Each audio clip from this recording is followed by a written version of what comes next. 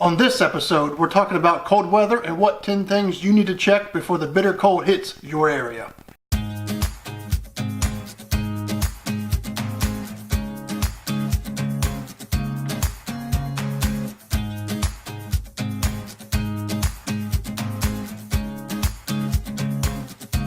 Hey everyone, I'm Scott Hughes and this is episode 2 of the Pondering Prepper show, and today we're talking about what to check before the old man winter sets in and gets comfortable in your recliner. It's been in the first 5 years of my life in northern Kentucky, and then the rest since then in southern Ohio. I've been exposed to some cold weather, nothing when compared to what they get in Nebraska or some other Midwest states, because it gets really, really cold. But it's been cold here before nonetheless.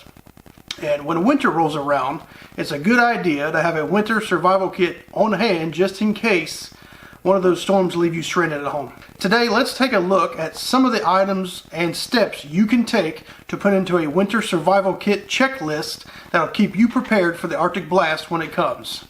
The first thing on our list is we want you to store extra water. Water is going to be vitally important if you're hit by a winter storm, and that's why it's number 1 on our winter survival kit checklist. During the winter months, pipes can and probably will freeze, electricity can go out, and it's going to make it really hard to get enough water to get through a storm. According to research, you're going to need about a half a gallon of water per day. So for a family of 5, that's 2.5 gallons total for each day. I personally recommend that you store enough water to get you and your family through at least 3 days. So again, if you're thinking of a family of 5, that's about 7.5 gallons of water. There's some cool products out there that make storing water really nice, and my favorite is the 3.5 gallon stackable water brick. We've got a few of those in our preps. If you could get 3 or 4 of these filled and stored, you'd have plenty of water for a week or 2, depending on how many people are in your survival group. The second thing on our list is food. Having enough food to last you and your family, again, at least 3 days is going to be very important. It'll ensure you get the nutrition you need, as well as keep everyone as happy as they can be when they're cooped up and stuck in the house for multiple days. When you're looking for food to include in your winter survival kit, I'm going to suggest starting with the normal foods you already eat. When winter starts coming around, just simply buy a little extra of whatever foods your family likes. Doing this will make it a lot easier, since these are foods your family already likes and eat and they're used to. No time at all, you'll have a nice stockpile to fall back on in case of an emergency. Just be sure to make sure you rotate these out, so if they expire, you're not trying to eat expired food. Some other items you can look for that have some longer shelf life would be things like canned foods, beef jerky, granola bars, and some trail mixes. If you don't like the idea of constantly checking expiration dates, I suggest looking into either freeze-dried meals or powdered ingredients. These you can use to make your own meals. There are a couple companies out there that make some really great survival food. Some that I've tried, the Patriot Pantry. I think I've got some right here. Legacy Premium, Mountain House, and Backpacker's Pantry all make really good survival food. A lot of this pre-made food is compact and lightweight, so if you needed to carry in your bug-out bag, it wouldn't be an issue. The third thing on our checklist is a good NOAA radio. Having an NOAA radio should be pretty high on your winter survival checklist. If you can try and get one that takes multiple forms of power and has a flashlight, that's your best bet. This will increase the usefulness of the radio. NOAA stands for National Oceanic and Atmospheric Administration. They're the ones bringing you the weather updates on your NOAA weather radio. If your power goes out during a winter storm, having weather updates can be crucial to knowing what to expect next and how to plan accordingly, especially if you're stuck in a home and you need to get out. That way you can kind of plan your route. So be sure to pick up one of these radios if you can, and make sure it has a battery backup, so electricity is out, you don't have to worry about that. Number 4 on our list are flashlights, candles, and light sticks. During a winter storm, it isn't that uncommon to lose power for a few hours or even a few days at a time. When this happens, you'll want to have some form of light. Some good companies out there that make the flashlights. You have Maglite, Streamlight, Surefire. They all make great flashlights. They're great choices. You really can't go wrong with any of them. However, any working flashlight is better than not having one at all. So just get out there and get You can never. My wife always makes fun of me because every time we're out, if I see a good deal on an LED flashlight, I buy it.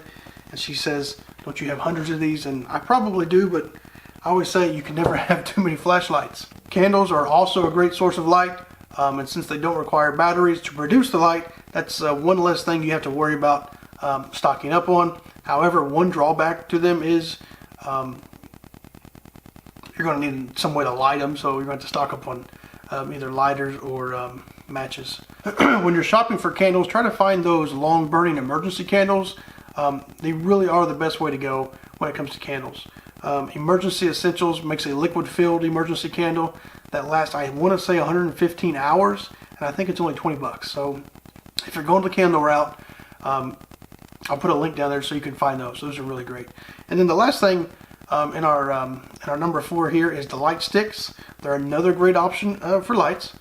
They don't have the output of a candle, and they really surely don't have the output of a flashlight, but they can help you in a pinch, especially if you can't find the matches for the candles or the batteries for the flashlights. You know, snap one of these, get them lit up, and then use it to find the other supplies. I think you can buy a pack of Snap Light, I think they're called, Snap Light sticks for around 12 bucks. It's nice they're made here in the US, and I think each light lasts up to around 12 hours. With these light sticks, you're not going to light an entire room, but they could be used to light up something right in front of you if you're doing small tasks, or light the walkway to get to your candles or your flashlight. What I really like these for is if you have to go outside. Let's say you have to go from your house to maybe the shed to get some supplies. You can use them as to kind of illuminate your path so you can see going and coming back. Basically, overall, when it comes to lighting, I suggest stocking up on all 3 of these.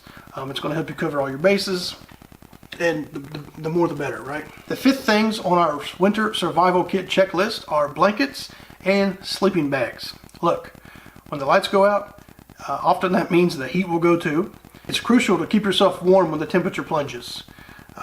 Having blankets and sleeping bags around in an area you can easily access will help a lot. I know the insulation in your home will keep a lot of the heat in for a while, but if you're without power for a few days or more, that heat is going to drop pretty quick.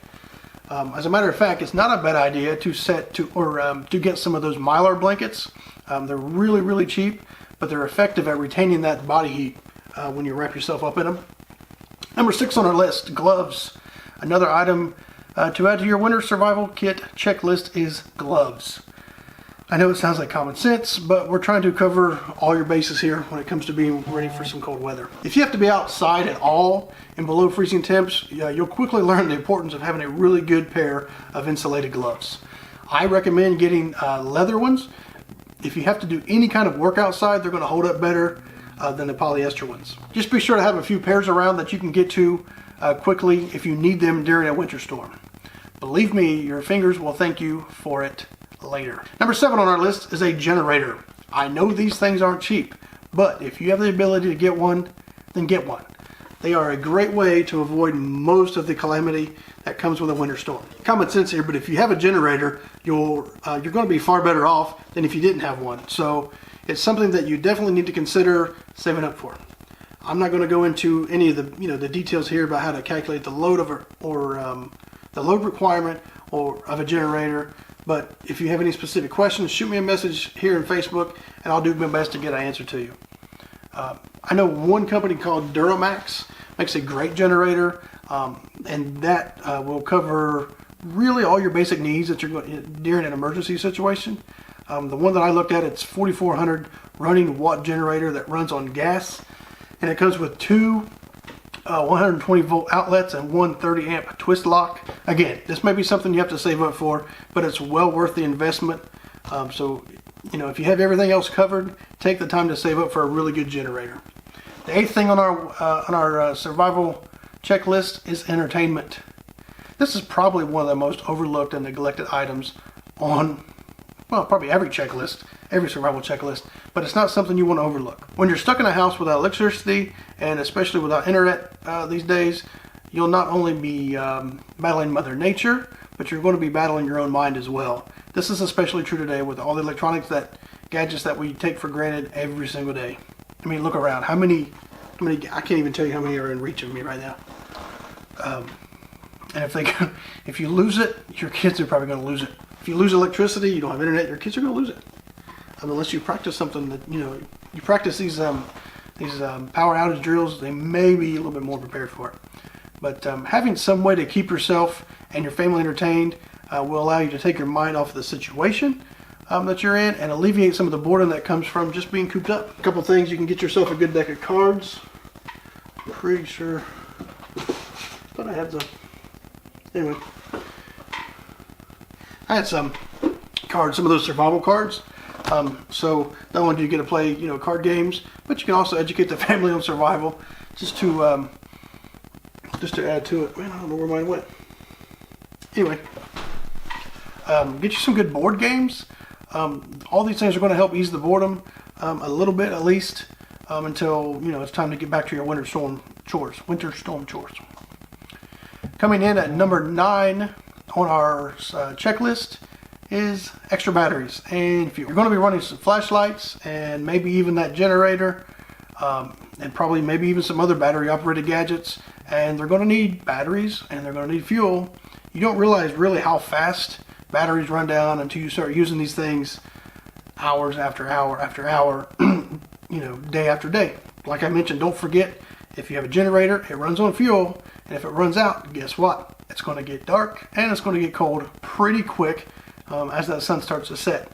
So make sure you store as much fuel as you can so that your generator can run for days if it needs to. The last thing on our winter survival kit checklist is double check your checklist. This is another thing that is often neglected, but you don't want to skip over it. It's important to just double check that list, and once you think you have it, check it again and again. Just check it over time. The more you check it, the more prepared you and your family are going to be. Even if you feel 100% confident, you can always go over it again. Start over, start stocking more of the items you think you're going to be using during the winter storm. Things that you're going to use a lot of: food, water, fuel, batteries, blankets. These are all things you're going to want more. You're going to want to stock more than what you think you're going to need. Because once you get to that point, you think, okay, I'm good, I got what I need. When it hits, you're going to realize you're going to need more. So having all this stuff in place when that storm comes through, knocking out the power, it's going to take a lot of weight off your shoulders. It's better to be over prepared rather than under prepared. Okay, let's see. That's it. That's it for episode 2 of the Pondering Prepper. I've put links to all the items mentioned in today's show down below so you can check them out. If you like this show, make sure you hit the like button.